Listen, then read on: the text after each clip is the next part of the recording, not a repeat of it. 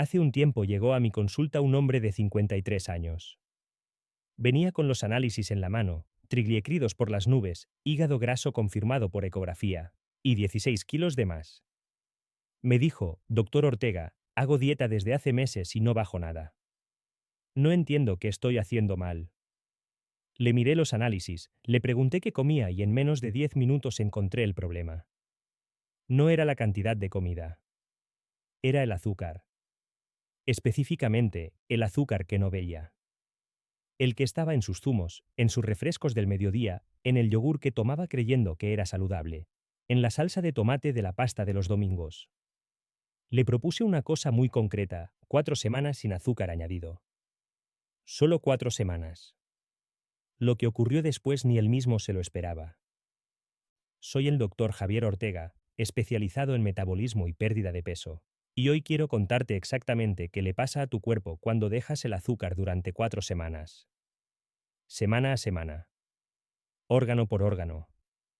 Lo que dicen los estudios científicos y lo que veo cada día en mi consulta. Pero hay algo más que quiero contarte. Hay un cambio concreto que ocurre en el hígado a partir de la 4ª semana que la mayoría de la gente no conoce, y que explica por qué algunas personas pierden grasa abdominal de forma casi inexplicable mientras otras no bajan ni un gramo. Ese punto lo vamos a ver al final, y cuando lo entiendas, vas a entender todo lo demás. Además, a lo largo de todo el vídeo te voy a dar los consejos prácticos que doy a mis pacientes para que esto sea posible, sin que te vuelvas loco en el intento. Porque dejar el azúcar no tiene que ser una tortura. Tiene que ser un proceso inteligente. Empecemos por la primera semana, que es la más difícil y la que menos se explica bien. El primer día que dejas el azúcar añadido, y cuando digo azúcar añadido me refiero al azúcar de mesa, los refrescos, los zumos de Tetrabric, los dulces y la bollería industrial. Las primeras horas van a traer algo que mucha gente no espera: un antojo intenso. No es falta de voluntad. Es fisiología pura. ¿Por qué ocurre eso? Porque el azúcar no es solo comida. Es un estímulo químico que actúa directamente sobre el cerebro. Cada vez que consumes un refresco, una galleta o un trozo de chocolate, tu cerebro libera dopamina, el mismo neurotransmisor que se activa con otras sustancias adictivas. Te hace sentir bien. Te da placer. Y esa respuesta, repetida día tras día durante años, crea un patrón. El cerebro aprende que el azúcar es recompensa. Y cuando de repente quitamos esa recompensa, el cerebro protesta.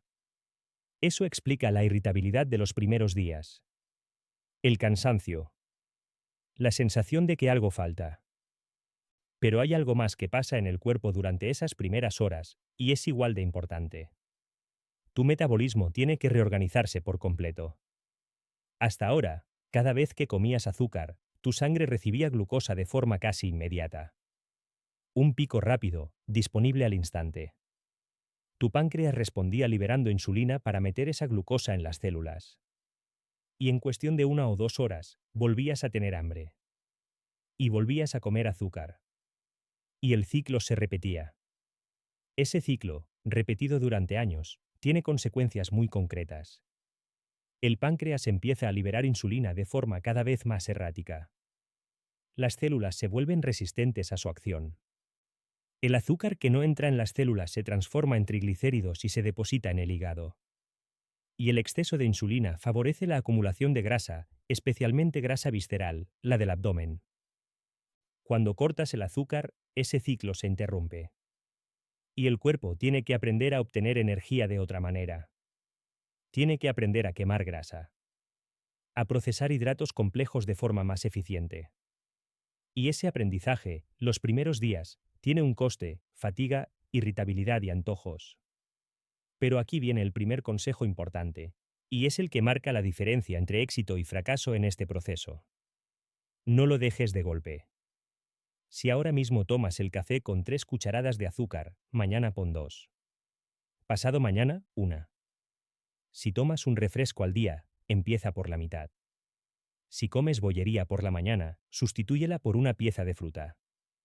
La reducción progresiva evita el síndrome de abstinencia, permite que el cerebro y el metabolismo se ajusten sin tanta resistencia, y multiplica las probabilidades de que el cambio sea permanente y no un experimento de una semana.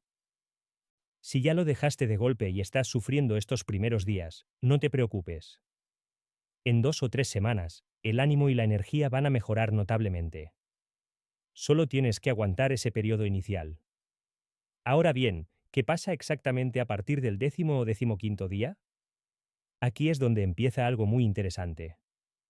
Tu lengua cambia. Lo que antes te parecía normal, un zumo de naranja industrial, un yogur de sabores, una barrita energética, ahora te parece empalagosamente dulce. Las papilas gustativas se recalibran cuando dejan de estar bombardeadas por el azúcar concentrado. Y de repente, una manzana te sabe a algo extraordinario. Un plátano te parece el postre más dulce del mundo. Las cosas tienen sabores que antes no notabas porque el azúcar los tapaba. Esto no es poético. Es neurológico. El umbral de percepción del dulce cambia de forma real y medible en el cerebro. Y ese cambio, que ocurre en apenas 2 semanas, hace que el deseo de azúcar disminuya de forma natural. No por fuerza de voluntad. Por adaptación fisiológica. Paralelamente, algo muy práctico está cambiando: el hambre. Cuando el azúcar desaparece y los hidratos de carbono que consumes son complejos, la absorción se vuelve mucho más lenta y gradual. En lugar del pico brusco y la caída rápida de glucosa, tienes una curva suave y sostenida. La insulina se libera de forma más fisiológica. Y el resultado es que puedes pasar 6, 7, 8 horas sin hambre real. El picoteo constante desaparece casi solo. ¿Recuerdas cómo era antes? Comías, te saciabas, y en una hora ya pensabas en lo siguiente que ibas a comer. Ahora ese ciclo se alarga. El páncreas descansa. Y el cuerpo empieza a usar la energía que ya tiene almacenada. Y aquí empezamos a llegar al territorio más importante. El que cambia los análisis. El que cambia el cuerpo. El de las semanas 4 a 6. Tu hígado es uno de los órganos que más sufre con el consumo crónico de azúcar. Cuando hay insulina elevada de forma constante, el hígado recibe una orden muy clara: almacena. Todo el azúcar que sobra, y en una dieta con mucho azúcar siempre sobra, se convierte en triglicéridos y se deposita en el tejido hepático. Con el tiempo, eso produce lo que se llama hígado graso, que es exactamente lo que su nombre indica: un hígado lleno de grasa que no puede funcionar con eficiencia. El hígado graso no duele. No da síntomas evidentes al principio. Pero silenciosamente va dañando la función hepática, alterando el metabolismo lipídico y aumentando el riesgo cardiovascular. Cuando dejas el azúcar, la insulina empieza a normalizarse. Y el hígado recibe otra orden: ahora toca usar lo que has almacenado. Los triglicéridos acumulados empiezan a quemarse para generar glucosa que el cuerpo necesita. El hígado, literalmente, se desgrasa. Y ese proceso, que empieza a ser visible en los análisis entre las 4 y las 8 semanas, es uno de los cambios más potentes que puede ocurrir en el organismo con un ajuste dietético simple. Pero hay algo más que ocurre en el hígado a partir de este punto, y que explica por qué la pérdida de grasa abdominal se acelera de forma que muchos de mis pacientes describen como inexplicable. Cuando el hígado empieza a funcionar mejor, mejora también su capacidad para procesar las grasas que circulan en sangre. Los triglicéridos en el torrente sanguíneo empiezan a bajar. Y las lipoproteínas, que son los vehículos que transportan el colesterol, cambian de calidad. El LDL, el llamado colesterol malo, no solo baja en cantidad sino en el tamaño de sus partículas. Las partículas pequeñas y densas de LDL son las más peligrosas porque se filtran fácilmente en las paredes arteriales y forman placas. Cuando el azúcar desaparece, esas partículas tienden a hacerse más grandes y menos dañinas. Hay menos inflamación en las arterias. Menos riesgo de depósito. Y el HDL, el llamado colesterol bueno, sube. Todo eso en los análisis de un paciente que simplemente redujo el azúcar añadido, hizo algo de ejercicio y moderó el alcohol. Sin medicamentos. Sin dietas extremas. Y aquí quiero responderte una pregunta que seguramente tienes en la cabeza. Entonces, ¿qué pasa con la grasa visceral, la del abdomen? La grasa visceral, la que se acumula alrededor de los órganos abdominales, es especialmente sensible a la insulina. Es la primera en responder cuando los niveles de insulina bajan. Cuando el páncreas deja de liberar insulina de forma errática porque ya no hay picos de azúcar que gestionar, la grasa visceral empieza a movilizarse. Se libera en forma de ácidos grasos que el cuerpo usa como combustible. Es por eso que muchas personas que dejan el azúcar notan que el perímetro de cintura baja antes de que la báscula refleje cambios significativos. Porque la grasa que se pierde primero es la interna, la que no se ve pero que es la más peligrosa para la salud cardiovascular y metabólica. Eso es lo que le pasó al paciente del que te hablé al principio. A las 4 semanas, había perdido casi 4 kilos. Pero lo más llamativo era que el cinturón le entraba en 2 agujeros menos. La cintura había bajado antes que el peso total. Y sus triglicéridos habían caído de forma notable en los análisis. Ahora vamos con algo que muchas veces genera confusión y quiero aclararlo. ¿El azúcar moreno es mejor que el blanco? No, son prácticamente iguales. Los dos elevan la glucosa de forma rápida, los dos generan la misma respuesta insulínica, los dos producen los mismos efectos a largo plazo. El azúcar moreno tiene un pequeño tinte de melaza que le da ese color, pero en términos metabólicos es lo mismo. ¿Y la miel? Aquí hay mucho mito y quiero ser directo contigo. La miel cruda tiene más propiedades que el azúcar blanco, es cierto. Tiene vitaminas, minerales y algunos compuestos beneficiosos. Pero sigue siendo azúcar. Sigue elevando la glucosa. Sigue generando una respuesta insulínica. Si la consumes, que sea miel cruda, en cantidades pequeñas, no más de una cucharadita de té al día mientras te acostumbras. No es veneno, pero tampoco es salud libre de consecuencias. ¿Y los edulcorantes? Esta es una pregunta que me hacen constantemente y voy a darte mi opinión honesta. Los edulcorantes no me convencen del todo. Hay estudios que sugieren que algunos pueden alterar la microbiota intestinal o mantener el deseo de dulce activo, lo que dificulta la adaptación.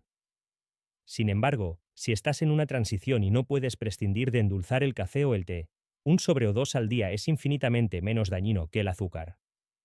Los edulcorantes son una herramienta de transición, no un destino. Y ahora los 3 consejos prácticos que cierran todo esto. Primero, deja de comprar lo que no debería estar en tu casa. No se trata de fuerza de voluntad, se trata de no tener que usarla. Si los refrescos no están en la nevera, no los bebes. Si la bollería no está en el armario, no la comes. Haz una revisión de tu compra habitual y elimina los productos con azúcar añadido en los primeros 5 ingredientes. Lee las etiquetas. El azúcar se esconde bajo muchos nombres: sacarosa, glucosa, fructosa, jarabe de maíz, maltodestrina. Segundo, reduce de forma progresiva, no de golpe. Ya lo dijimos antes, pero lo repito porque es el error más común. Una semana de reducción gradual vale más que 3 días de abstinencia total seguidos de una recaída. El cuerpo necesita adaptarse. Deja que lo haga a su ritmo. Tercero, combina esto con 2 cosas que multiplican los resultados de forma exponencial.